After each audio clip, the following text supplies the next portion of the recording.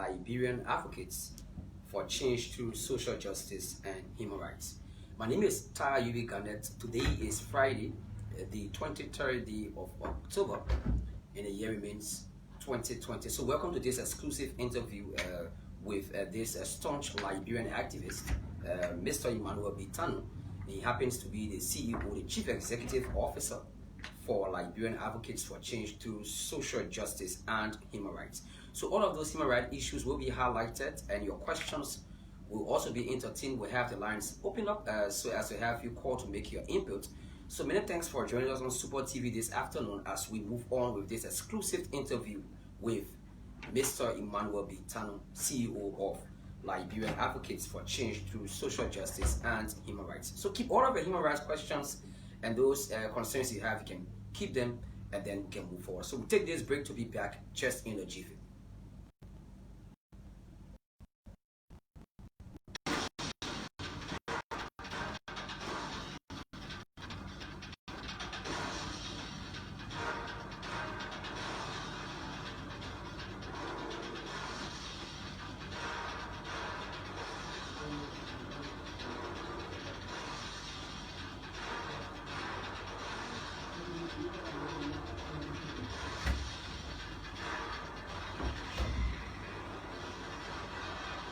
Done.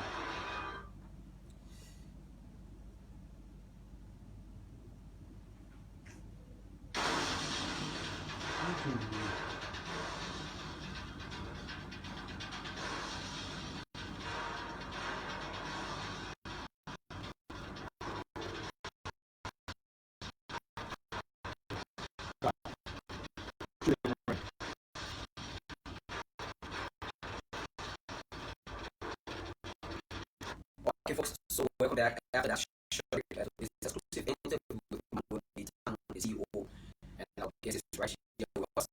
So, welcome. Thanks for joining us. Thank you for having me here.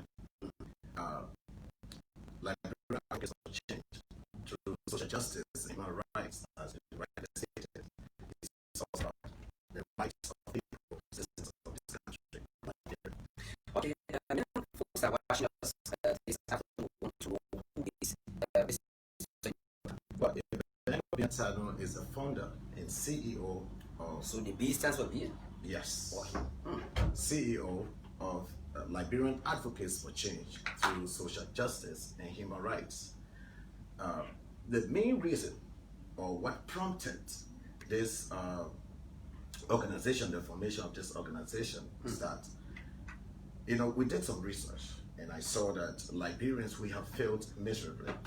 In our country today, we have too much protests, we have insults, the image of our country across the world is being tarnished by us Liberians sitting on social media, So I decided to do some research, and through the grace of God, God gave me wisdom, understanding, and we have talked about the problems in Liberia far too long. So I was able to come up with a certain platform or a solution to most of our problems we are faced with in Liberia. Solution that is going to make governance easier and smooth. Solution that is going to reduce protest. Solution that is going to reduce insults. Solution that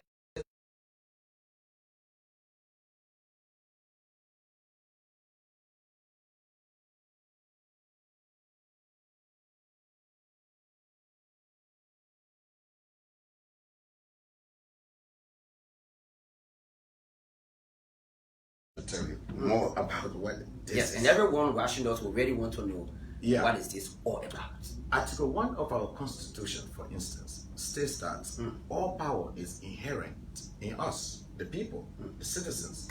But what do we do with this power? What is it meant for?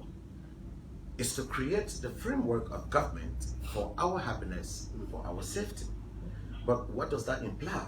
It implies that we have the power and the right in this country as citizens to choose the kind of governing system we want in this country.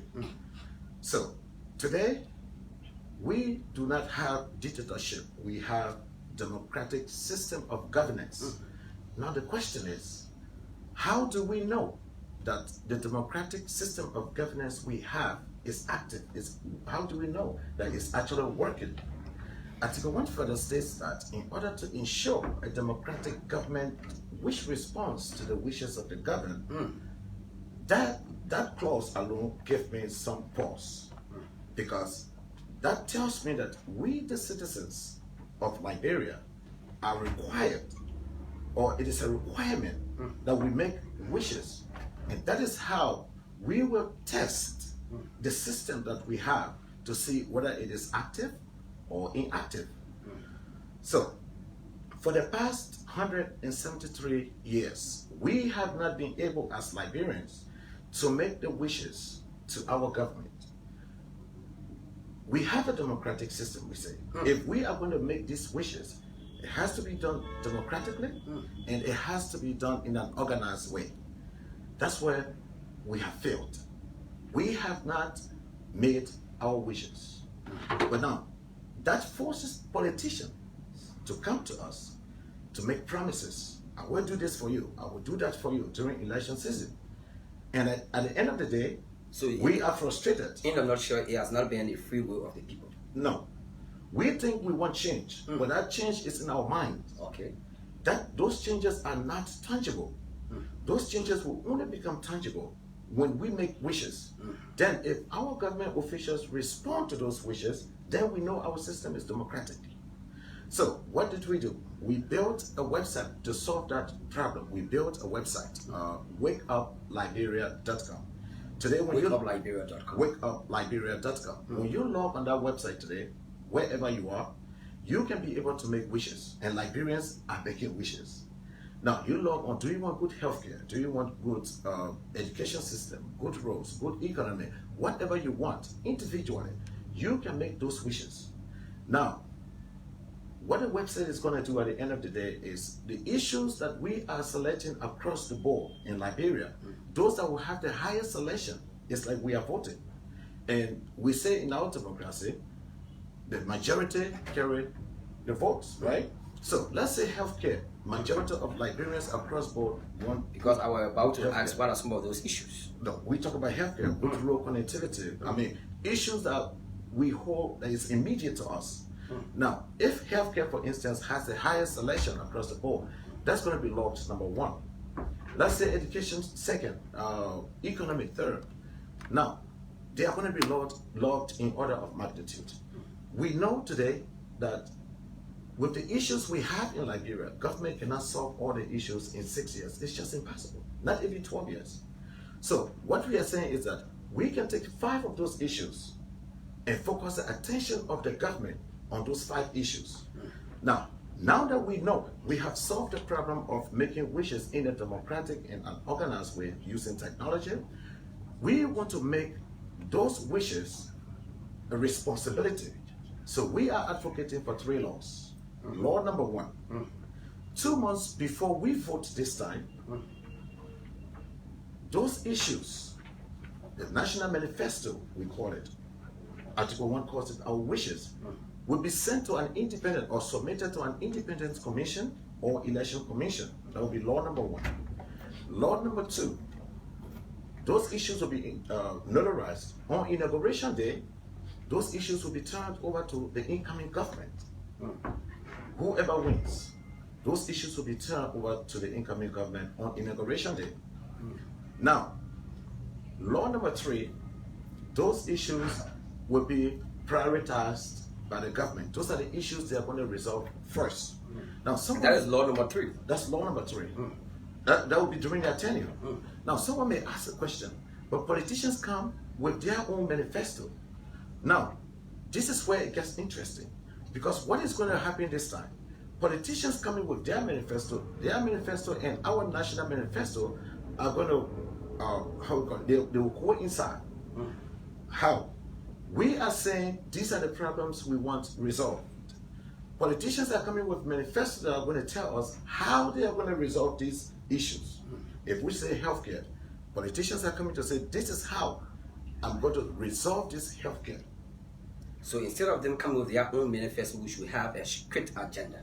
That is what Article 1 is saying. We should make wishes. Now politicians that are coming to lead us are going to respond to our wishes by giving us how they are going to resolve those issues. Now there's another question, a big issue through my research. What about those who are not educated, don't have access to computers? How can we reconcile that?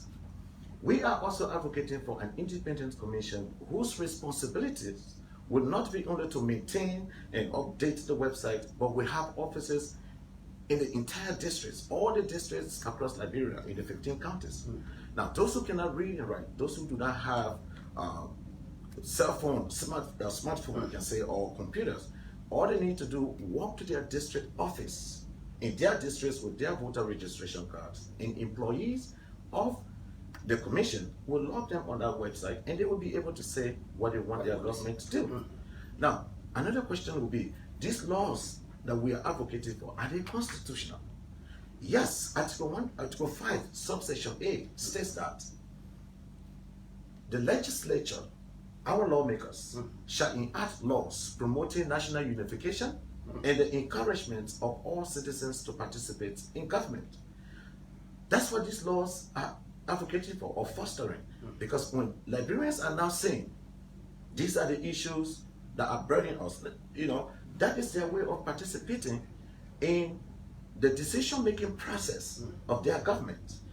If 100,000, 500,000 Liberians are saying one thing, they want healthcare or good economy, road connectivity, that is unity among the people. Since we launched this particular platform, for the past 2 weeks, we have been able to unite 14 districts in 5 counties. We launched in Zozo District, Lofa County. We've been to Salai District, Lofa County. We've been to Zota District. I mean, you name it. So, 5 districts. 5 districts, no, 5 counties of 14 districts. 14 we have districts. been able to unite in 2 weeks. Imagine with resources, with funding, with logistics, what we can do in 6 months to a year. So what were your workings in those districts? Now, we went to the people and presented this platform. Now, Liberians, they are governors, they are very happy. The laws we are advocating right now are to have those 3 laws on the books, because when it comes to you making your wishes, we have already done that. You can now do it. People are doing it. But then how do we make it a responsibility? Those are the laws we need on the book first. But we say, if we say anything today, our government don't do it, right? Now, we think all this time, these laws that we're advocating for, our representatives are lawmakers.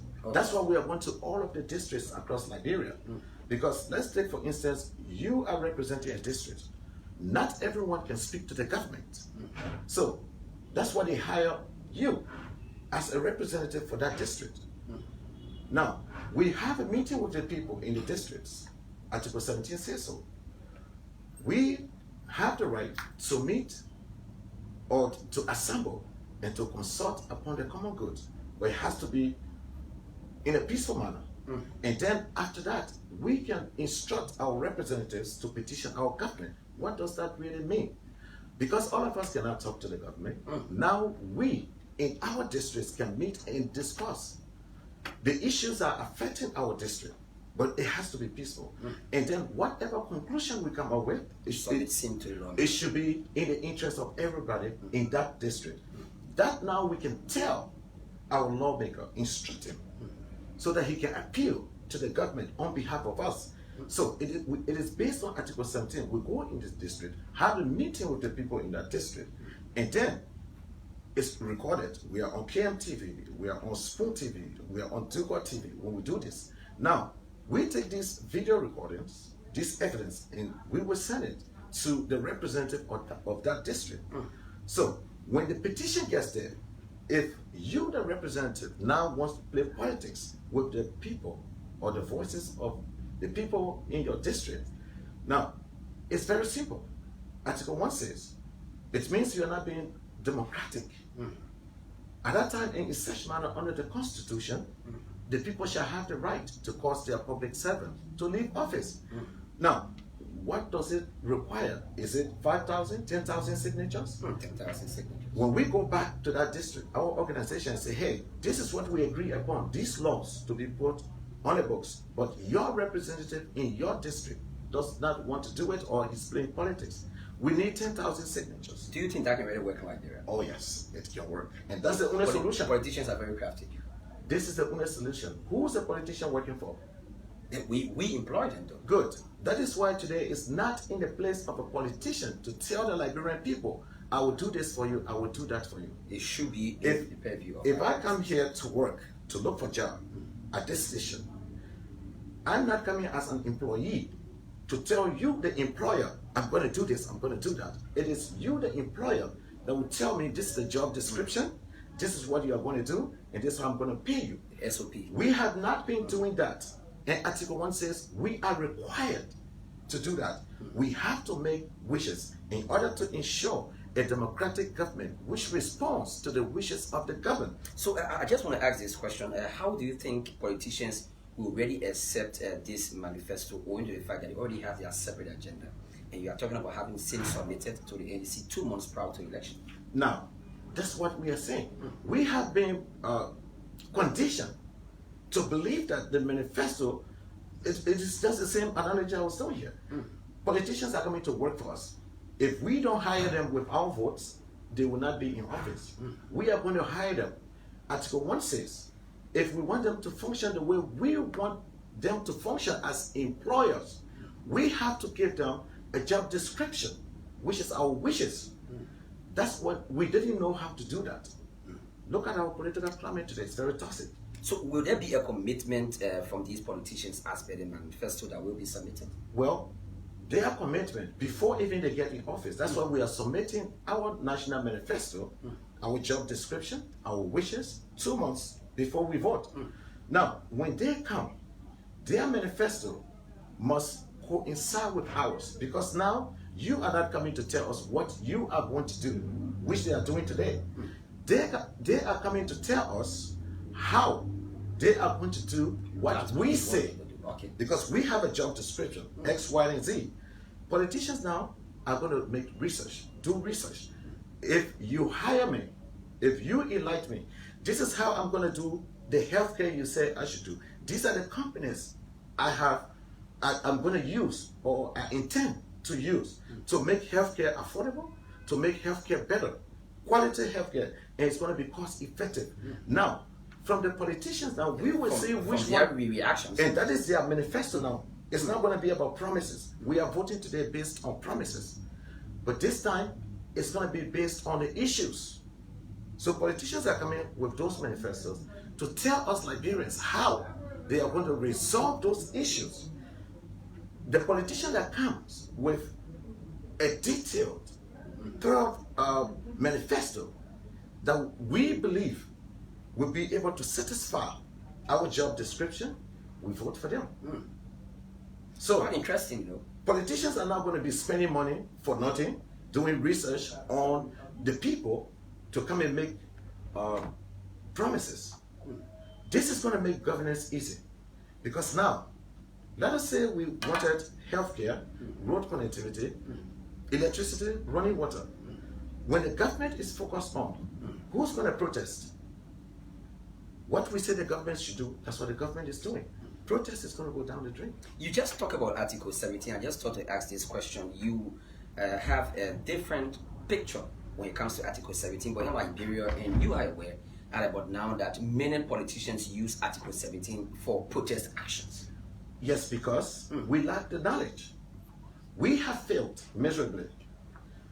If we had made our wishes in a democratic way, if we had known how to make our wishes, we will not be protesting. We will understand Article 17 in a different dynamics, as I'm giving to you. We can meet now with this system in place. If we say we want healthcare, government is doing healthcare, there's no need for protest. If the government is not doing healthcare, then Article 17 also, we will also protest, but then it's going to be different this time. It's going to be the entire nation. It's going to be the entire nation. We will not be divided as we are today. Husband and wife cannot talk to each other because of protest, because of politics. Brothers are stoning each other because of politics. We are so divided. This is going to unite us Liberians. When one Liberian cry is the cry of all Liberians. When we say road connectivity, it's going to be all major highways in every county. What is that going to do? That satisfies Article 7. The resources of this nation should be equally distributed. Government is doing something today, but the thing that the government is doing is in some part of the country. Not everyone is benefiting from what the government is doing today. So other people in other parts of the country feel that they are being disenchanted. Government is only for certain people. To some extent. Yes, government only is for certain people and not for certain people. Now, this one is for everyone. Let us say, for instance, you didn't even go on the website at all. You didn't make a wish. Or your political party didn't win at all. But yet, we said we wanted good healthcare, good economy, and that is done. Is it going to be restricted to the party that won or those that went on that website? No. All Liberians. When you're sick, you go to that hospital. When I'm sick, I will go there. The babies that cannot vote, those are below 18 that cannot vote. We just made a decision that's going to affect their lives positively. But to some extent, we will see this as overburdening our politicians owing to the fact that you are focusing on healthcare and we have 73 electoral districts across Liberia. And each constituents in those districts have their own burning issues. How can you reconcile that? Now, here we are. Right now, we are talking about each district, right? But let's say I'm wearing the shoes. I'm wearing the shoes. And that shoes, or you are wearing the shoes, but there's a nail in that shoes and it's poking you every time you step. The shoe is torn. There's a hole in your shoes, and then the shoe is even small for you this time. When you wear it, it's burning. You come to me. I'm the shoe repairer.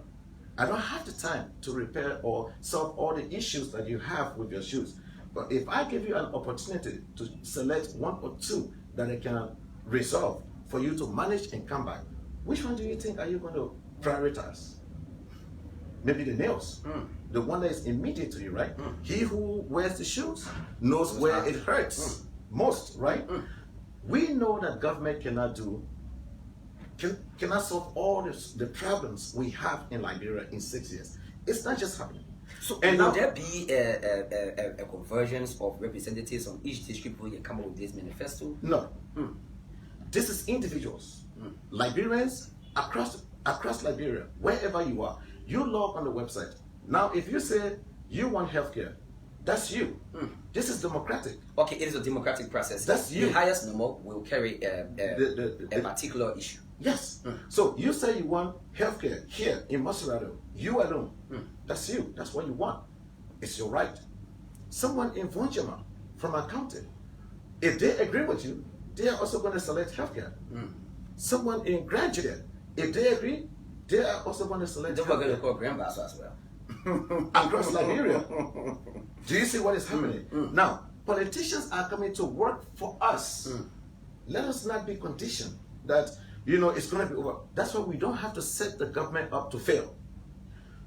The issues that are immediate to us are the ones we are going to select. Let's say, for instance, we have national government, we have local government. Let us restrict the issues for national government to 2. When you log on our website, what we have right now is a prototype. The actual website is coming up. When you log on that website, you are supposed to choose only 2. You are restricted to 2 issues for national government for the next 6 years, right? And those issues are already listed. They are already listed. You can only select 2. So how you derive are those issues as priority issues? Now, we did a research. Okay. That's what I'm saying. It took me 2 years to research. Today, I was in Zaza. My vehicle couldn't even go beyond it. The roads. Is that an issue for Liberians? Southeast? Neighbor County, Grand Chidea, Grand Kru, Lofa County, Bapolu. It's an issue. Healthcare is an issue. In fact, I was at the Phoebe hospital the other day. They brought 2 pregnant women in labor, and they were rejected.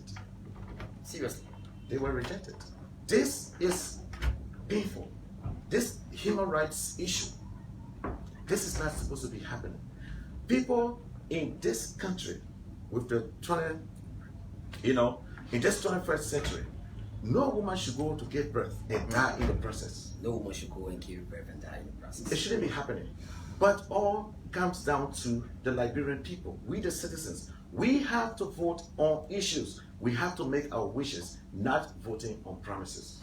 We have to vote on issues and not voting on promises. He's the Chief Executive Officer, Mr. Emmanuel Tanu, of the Liberian Advocates for Change Through Social Justice and Human Rights. If you are just joining us, there's an interview that we are looking deeper into the Liberian Advocates for Change Through Social Justice and Human Rights. They've come up with issues already outlined, and Liberians across the 73 districts of this country will be able to individually select those priority issues that they want their government to focus on. He has also highlighted 3 laws that must be followed 2 months prior to election, the witches of those that are voting will be submitted to the National Elections Commission. Or Independent Commission. Or Independent Commission. And it will be notarized and turned over on the day of inauguration, that will serve as a commitment to whosoever that will be elected to steer the affairs of the country for the next period.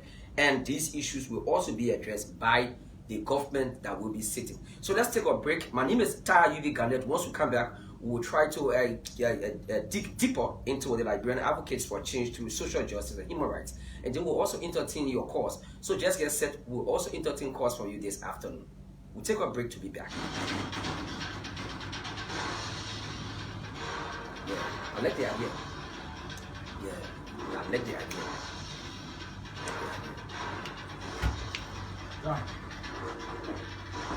When you come back, go back another 15 minutes. We take a break now. You come back at 4. So that 15 minutes, isn't that long? You come back again, time. You just went 20 minutes, so you're taking 10 minutes. Okay. Yeah. Just stop, Talk. Go play that thing. Go play that thing again. So you come out at 10 minutes going for. You gotta announce the number. Okay. So at 10 minutes gonna go over. Okay. We do a break. You come out, open the phone now. Yeah. This is the solution right now. This is the solution for Liberian. Because I'm telling you, if we don't put this in place 2023, that will be a government. It will be a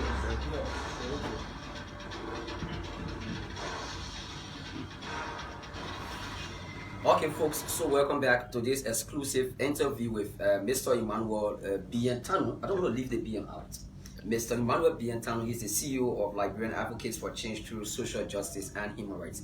And we are back, and we will shortly announce the numbers so you can join us. But let's dig deeper, as I said earlier on, into this entire Liberian Advocates for Change Through Social Justice and Human Rights. You know, this is a winning idea. We've been following other democratic processes across the world. You will find now that politicians and voters will always want to be on the table of bargaining, where they will exchange their votes for something else. And at the end of the day, they will call and say, we call from the most abandoned district. Our lawmaker is missing. We cannot see this lawmaker. But this is a winning idea. So what is the fear if this does not work properly? Well, we can already see. It's campaign time, officially now. But before even campaign was official, it feels like war already. We are insulting. We are fighting. You look around us in Liberia, what is happening? Now, if we do not put, this is the solution for me. This is the only solution.